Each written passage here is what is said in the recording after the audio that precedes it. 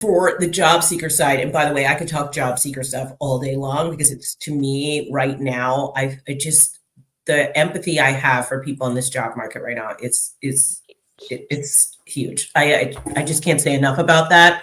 But what I would say is be kind to yourself. This is a tough market. It isn't you. It is probably this market. And so that it can feel like so much pressure right now. But I will say this, as you're job seeking, really think about what your goals are, what kind of company you want to be working at and for. Ask good questions. If you do get that interview, ask the right questions that are important to you, because you should be interviewing them just as much as they're interviewing you. And I know that seems crazy in a job market like this, because you're like, I just want a job, but you gonna get there and you might be back on the market in 3 months because you just can't stand it.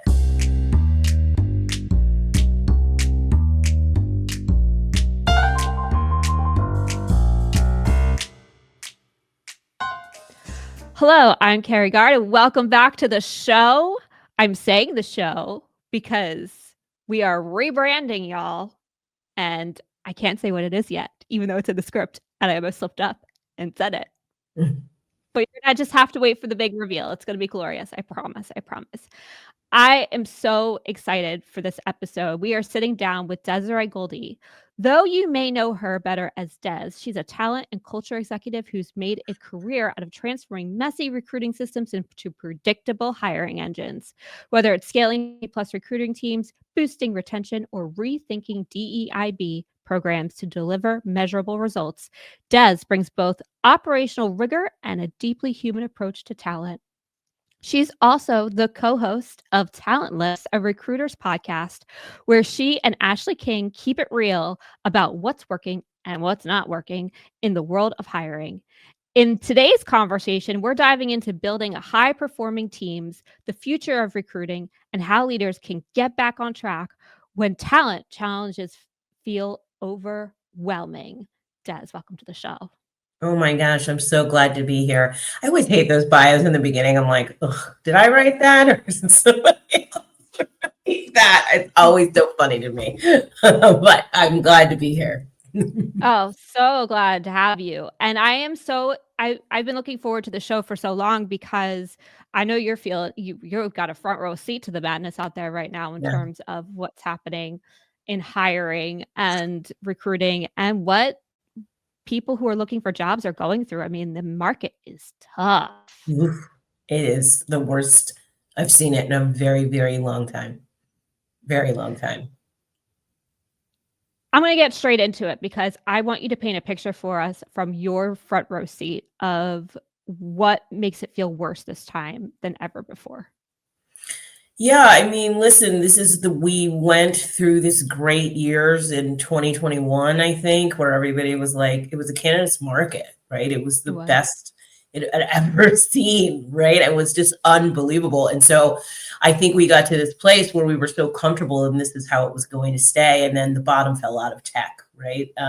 And we started to see the market start to shift slowly but surely. And now we're into this place where it is almost, I mean, you're seeing thousands of applicants for one role because people have been laid off. The federal government laid off a ton of people. So you have more people out there looking for the same role than you ever have before. And makes it impossible. It makes it impossible to stand out. It makes it impossible, if me and, Joe down the street have the same resume, what makes someone pick my resume over somebody else's? The AI generation of what's happening right now, right? Every resume, as a recruiter, I know this, every resume looks almost exactly the same, right? You're doing the same job. And so you have to pick and choose. And so I tell people this all the time, you got to find a way to stand out, whatever that is right now. Because you will get lost in the noise of what's happening. And it's actually sad to see. I know people have been on the market for like 2 years, right? And you got to feed your family. You have to live your life until you start taking these side hustles and doing all these other things, but it's not a full-time job. especially if you worked in corporate. So it's just scary out there. It is scary out there. I'm seeing it everywhere. If you're listening to us today and you're on the job market, you are in the right place. We are going to help. And if you're a recruiter, same thing. We are here to help you both come together to find solutions through this because as I feel like marketing always gets hit kind of the hardest in some regards to when resources get strapped because your headcount is one of the most affected immediately. We're considered overhead when really should Right. we be? Yeah. So I know the marketing industry is getting hit pretty hard. Is it everywhere? Is it specific industries? What are you seeing? Yeah, I mean, the recruiting market has been awful for like 2 years. Like, if you're a recruiter out there, I mean, it's just been, we are one of the first to go because they're like, oh, we can hire through a job board. We don't need that many people because no one understands what recruiters really do, or really good recruiters do. So it's always one of the worst, marketing itself. But I would say just overall, it is everywhere. It is in tech. I know software developers who I've worked with in the past who've been on the job market, which is, it's just unreasonable. I'm shocked that they're still having such a hard time, you know?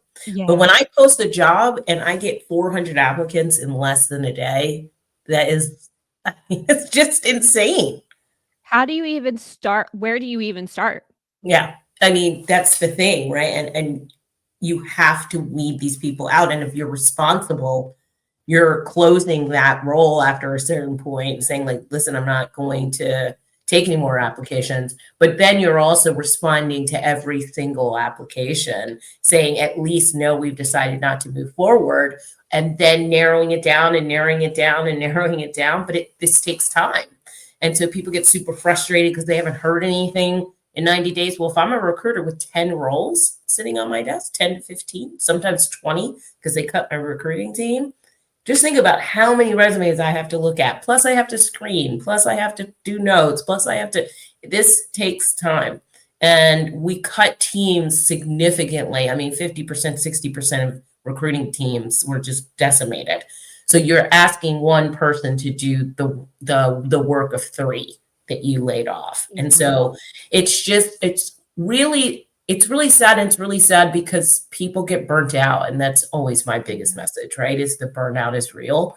Both on the the job seeker side, the recruiter side, it's just the burnout in job seeking is probably one of the worst, right? Because there's those highs and lows and frustration and, and that it can wear you down. And I just hope that people really, as they are looking for a job, start to think about self-care, and what that looks like, and not always being on and being frantic, and really take the time to give themselves rest and pause. I know this is important to get a job, but if you're burnt out, you're never going to be your best self in an interview.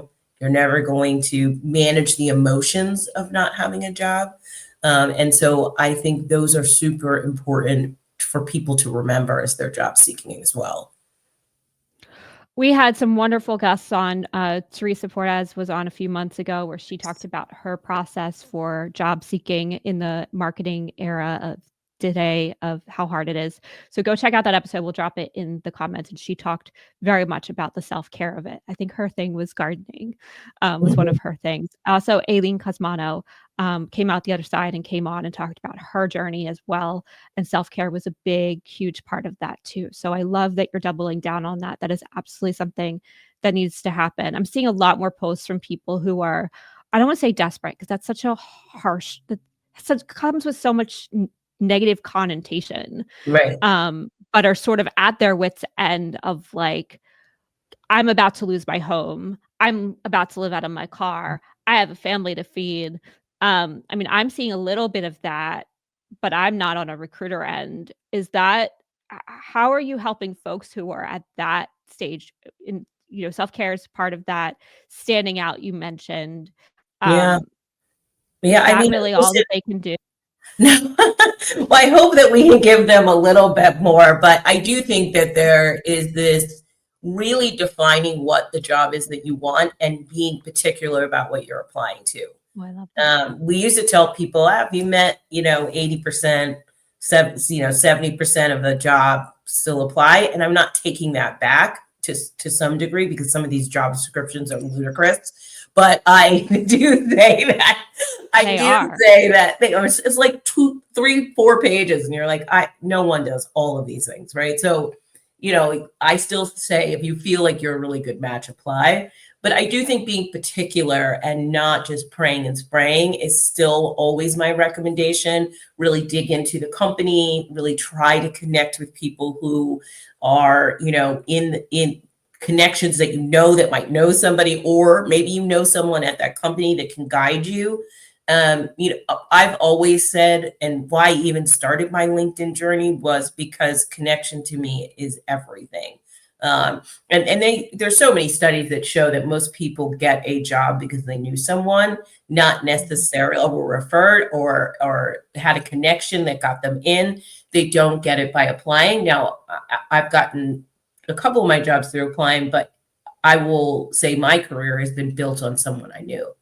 So, and so that is really important. And I think people look at LinkedIn or they look at their connections in social media and they're like, well, this is fun and I can read these posts and respond to them. But you should really be trying to build that relationship, especially if it's a company you want to work for. Show that you're interested, get involved in their posts, write comments, try to make connections at that company. Not going to say it's going to work every time, but if you're not doing some of that as well, you're fighting against a system that's not built for anyone right now. It's a system that is built for torture almost, right? Oh my gosh. Like, you just hope that application gets across the finish line and someone contacts you. It doesn't really work anymore.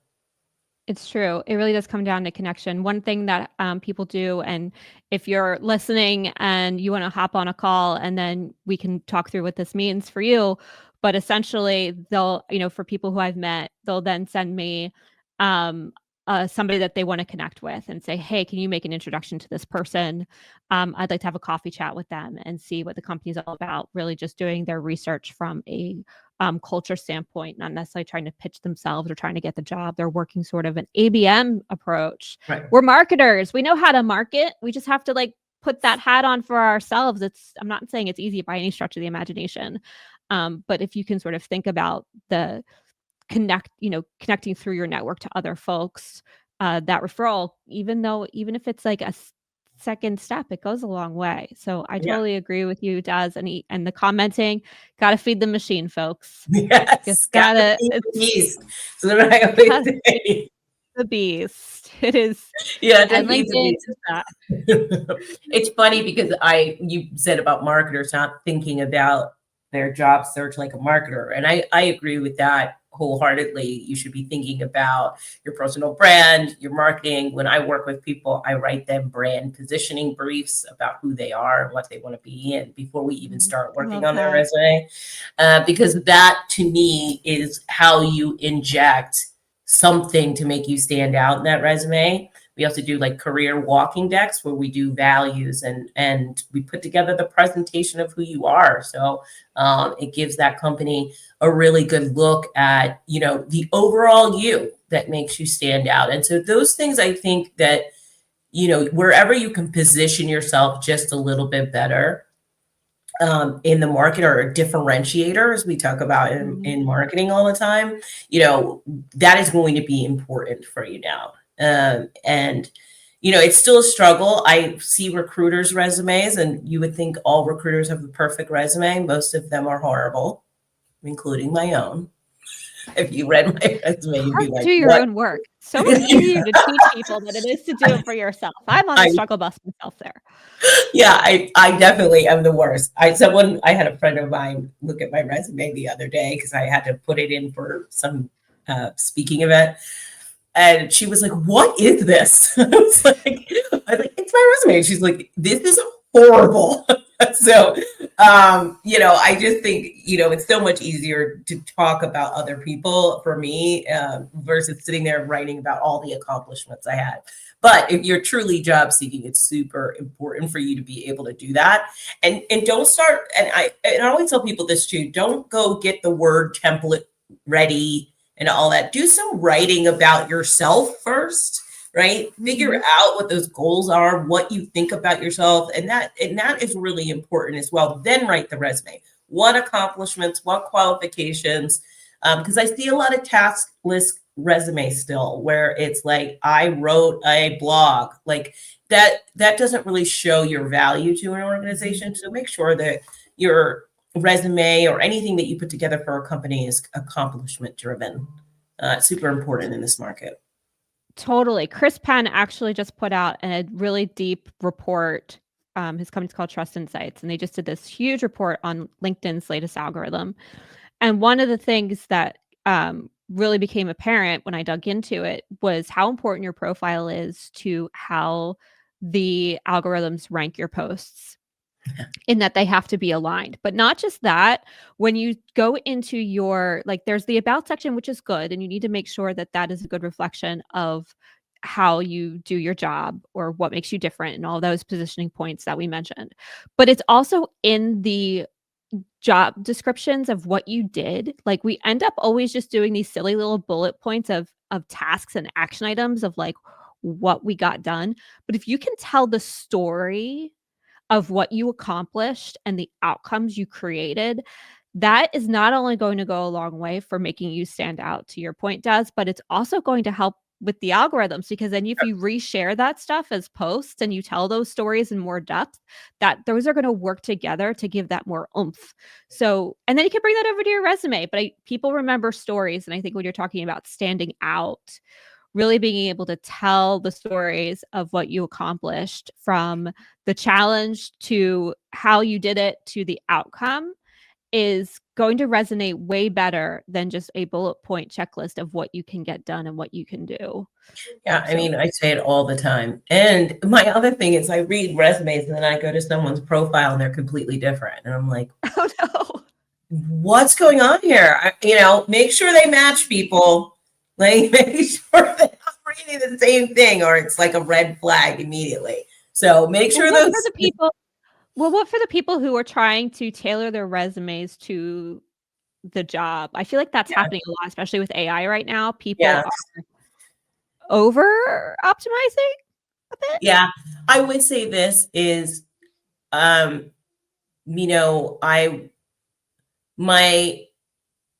do believe in customization to a degree, but your resume should read, you shouldn't be lying on your resume, which AI tends to do for you. It'll tell you you're the greatest and you were probably not the CEO, right?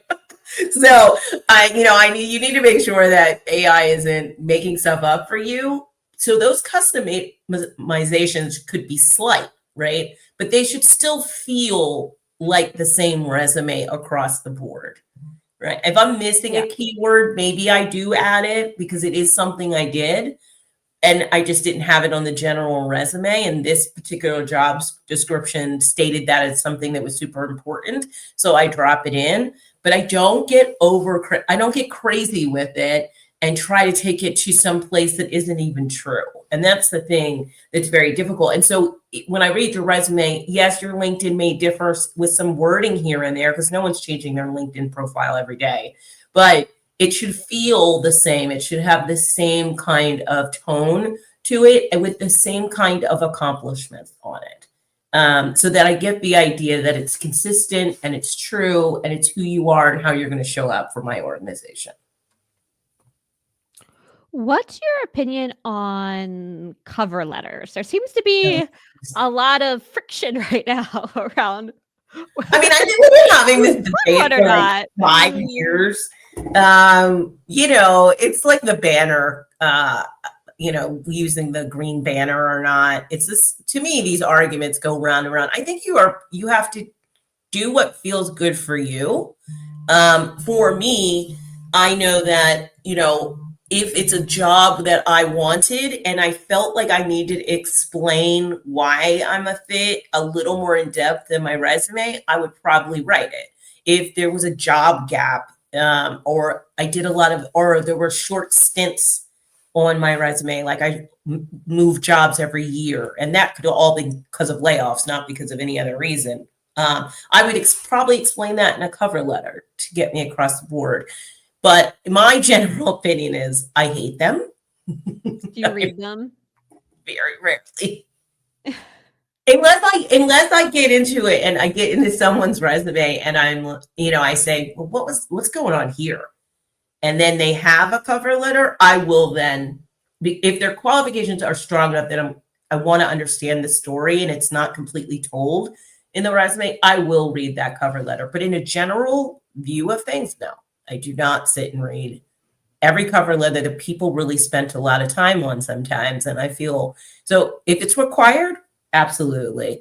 Don't submit a resume or application and not a cover letter if it's required.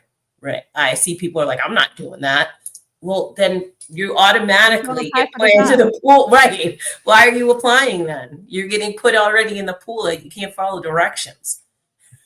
How does AI come into your job? Do you literally sit there and read every single, like if you're getting 400 applications, do you read all 400 or do you get help from systems? Well, I mean, the system to some degree will tell me these people aren't qualified, right? If you have an ATS, it will knock people out based on questions that I've put in there though, right? Or questions that you've answered. Like, do you have 15 years of experience in sales? Let's say that's the question. If you say no, and that's a requirement of mine, it will knock you out of that pool. But those are questions that are designed by the recruiter or the company or the job description that they use as knockout, what we call knockout questions.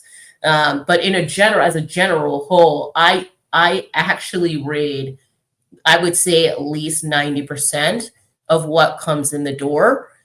Because I don't know, I don't want to miss anybody. But that's the other thing about being a responsible recruiter, turning off when you know you're at your max, you have so many applications, you can't close the roll. Maybe you have to open it again, but close it, get through those applications, be responsible to candidates. I'm a big believer in candidate experience. Give people the experience that you would want to have. And if you feel like your system isn't knocking out the right people, fix your system. Or, really go back and review those systems periodically. I know ATSs, everyone swears you can beat the ATS, but it's not beating the ATS. It's really tailoring it to the job description, your resume to the job description, making sure that you seem like a qualified individual for that role. And then you get put into the pool. And then if you don't answer the knockout questions correctly, you get automatic, right? There's like steps to this thing. And then, a recruiter is usually reviewing those applications and saying, no. I love using AI. I know this sounds contradictory what I just said, but I do like AI. It has sped up my productivity in so many other areas so that I can focus on those things. I do want to focus on the resumes and getting the right person in the seat. I don't want to write a million trillion crazy emails, a day to my boss. So some of those things, productivity, AI has helped me in productivity, but not in how I handle candidates. In terms of how you handle candidates and you being so focused on DEIB, how does that play a role in terms of, is that one of the reasons why you read every resume to make sure that there isn't bias and you are catching those people? I mean, yeah, it's not just that. It's true. It's like when I present to a hiring manager, my goal is to always, even if it's not a focus of the organization, is to present a diverse slate of people. It is my passion and focus always. And I believe that I have the responsibility to do that, is to give the opportunity to many and to leave my bias somewhere else. And maybe that's a bias in itself, is that I'm going to go through and I'm going to find some women for that job. I'm going to find, a Black or brown person for that. I'm going to do it, right? Because I believe in presenting a diverse slate. And when I say that, I mean, these people are qualified for the job. They are qualified to do the job. They are a fit based on their resume and their application. And I really feel that wholeheartedly. And I believe people should be doing the same. Diverse teams are more innovative and more productive. It's a fact. And so I try to do the best by everyone, including the organization, in that way. Do you have like a rule of thumb of if how many applicants do you put towards the team that you're trying to hire for? Yeah. And is there like a percentage breakdown of how you're trying to make sure that it's I don't wanna say fair, that's not the right word, but like it is diverse. What are sort Yeah. of your rules of thumb in making that happen? Yeah, so for me, I think it's tricky. It depends on the role and depends on the hiring manager. Depending on what they want to see. But for me, if I presented, let's say I present 10 candidates, good, strong candidates to the hiring manager, I would say half of those to me should be of some diversity. Now, that's not always going to happen. It just isn't, especially in a lot of fields. But I try my best to make the slate, and that diversity could be a pool of anything. It could be just that the fact that I put in women, Right. or it could be the fact that there are Black and brown people, or there are, anything else, someone from the LGBTQ community. It could be any of those kind of notes that I try to make sure you get the mix of. Because a hiring manager does not always think they want the right person in the right seat. I think my job as a recruiter, and we talk about this a lot on the podcast, I have the ability to control some of people's lives, generational wealth, all of these things, the wealth gap. I have that power in my hands because I'm the one reviewing. And so for me, that is a power that I take very seriously. And Mhm. when I go forward, I want to make sure that I'm trying to change and make an impact, not just on that organization, but on the world around us. And I think if you are a great recruiter, that's what you're always trying to do. Yes. Yes, to that. You mentioned being one of the things that's also important to you is responding to every application. So if you have 400 people come in who make it past the ATS, do you handwrite those? Does the Yeah. system help I you? mean, What's the sort of your system, process to make sure you yeah. get back to everybody?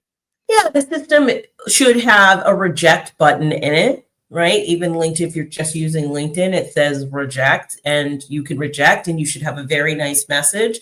Listen, I don't believe that every candidate who applies deserves a very lengthy explanation about why they weren't selected, Mhm. especially in the beginning. But once you hit me at recruiter screen, then my messages get a little more customizable, right? They're customized. I usually talk about what we talked about, or it was so great to be part of it. Now, some of that is automated, and I usually just change it a bit. Mhm. And some of these systems are so um, detailed that you can get really customizable here. You could, pick one of three messages that could go out. You could do a lot of things. I see people using their systems better and more. I think Zapier is one of the greatest companies at rejection. They like send, five messages and you can have a follow up Aw. for feedback. Like they're really good at candidate experience. And we had Bonnie Dilber on our show, and just hearing how great they were at it, there's no reason other companies can't do the same. We just haven't put the effort into doing it because we haven't said it's important. They've made it important, and you always see these posts of people who got rejected from them who are like, I got the best rejection today. No one says that, right? Yeah. Right? No one says this was so exciting to be rejected, but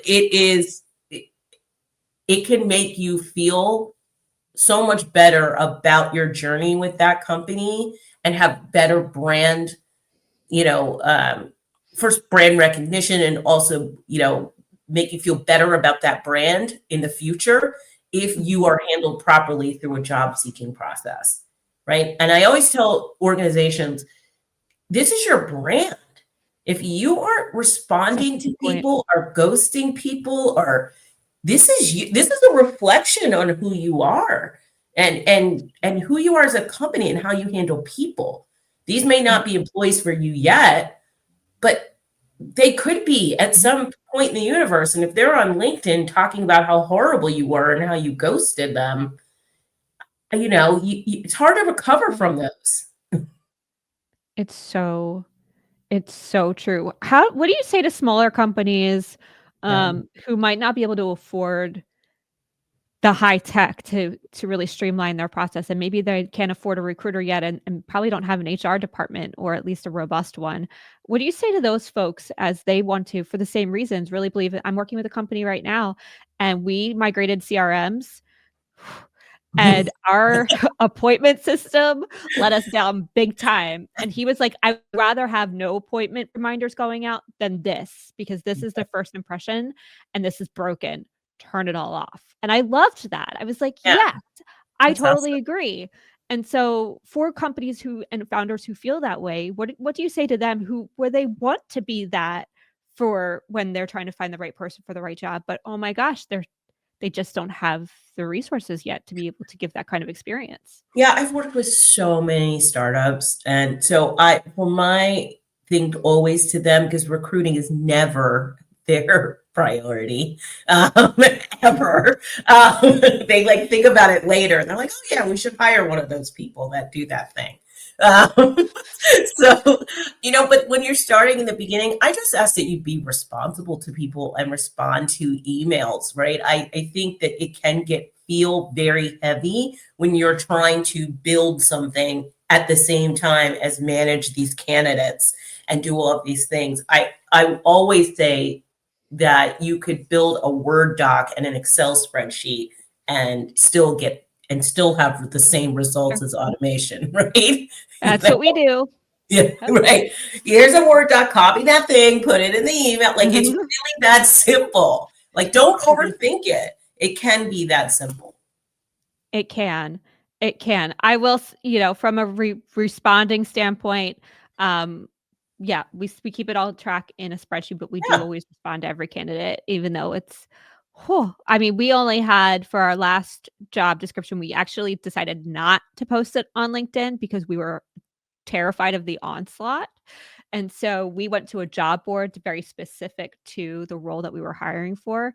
And we still got, over 75 applicants, but they were the exact right people. How are you doing? What's sort of your best practice in that regard? Are you always using LinkedIn? Do you have specific job boards you recommend? How can people navigate what are some other ideas or best practices to navigate the just sheer volume that Yeah. they're up I against? think what you did is super smart, right? There are those job boards out there they're also industry specific, most of them.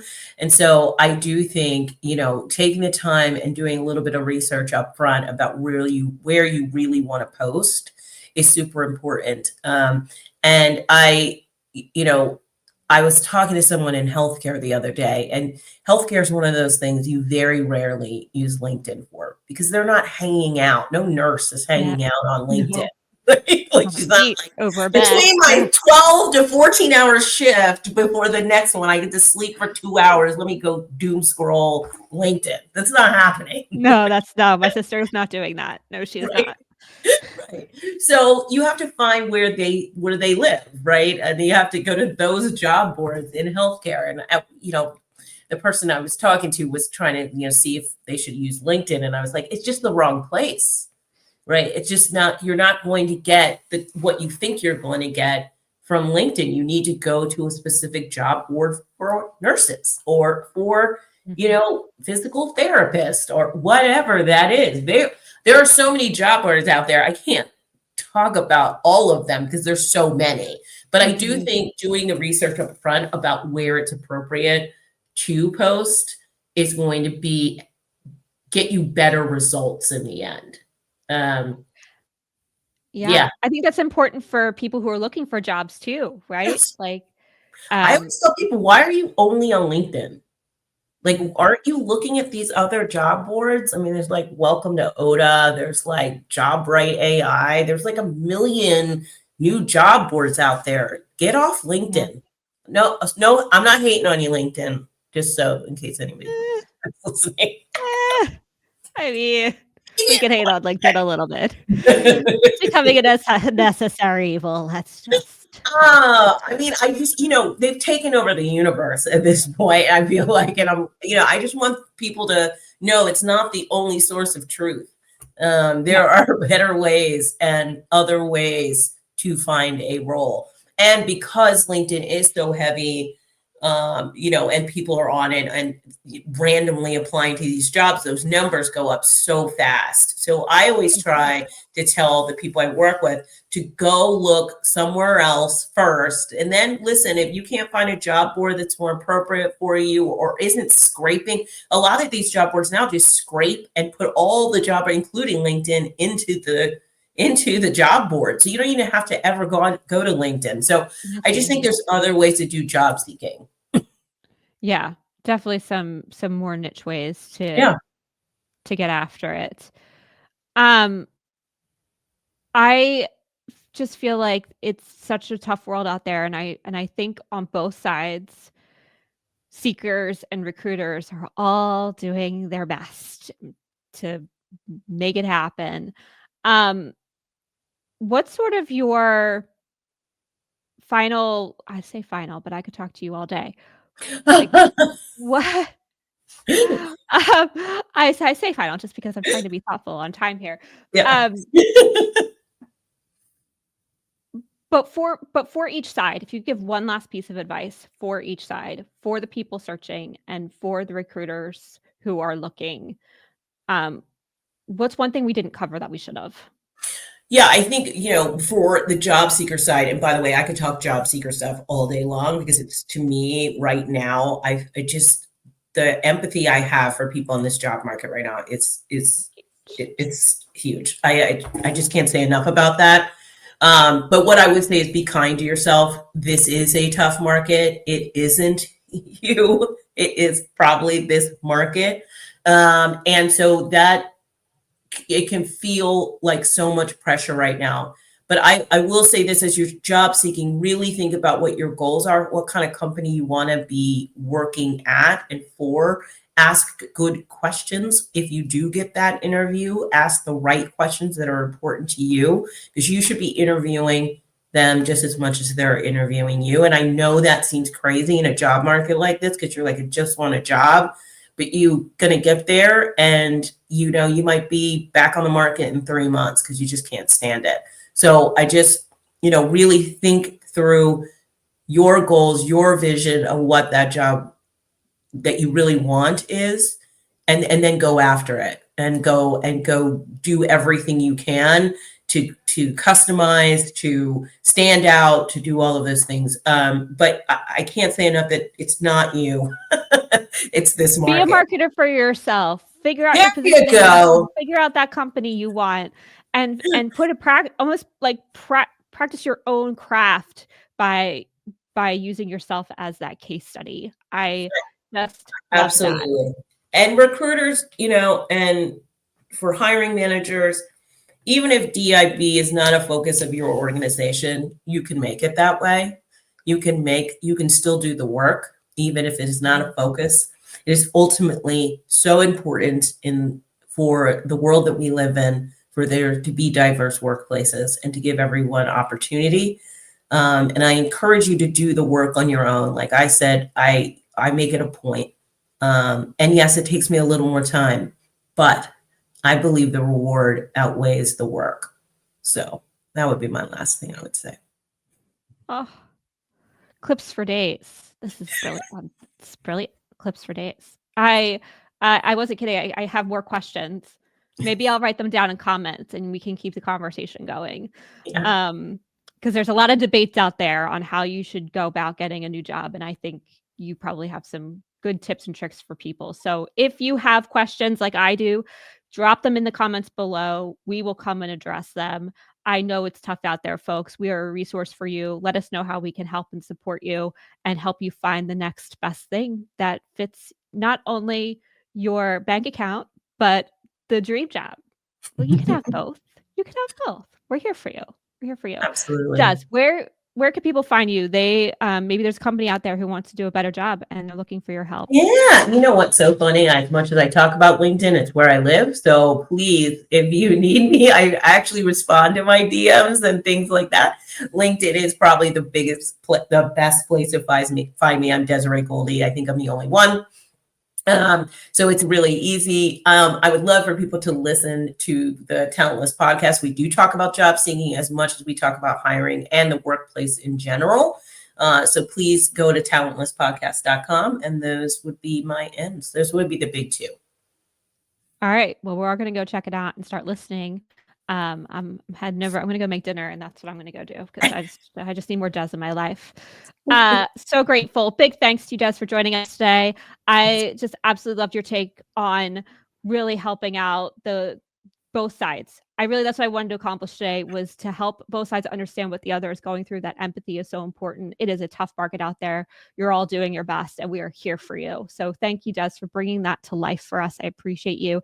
If you want to hear more of her unfiltered insights, please check out her podcast, as she mentioned, Talentless, and connect with her on LinkedIn.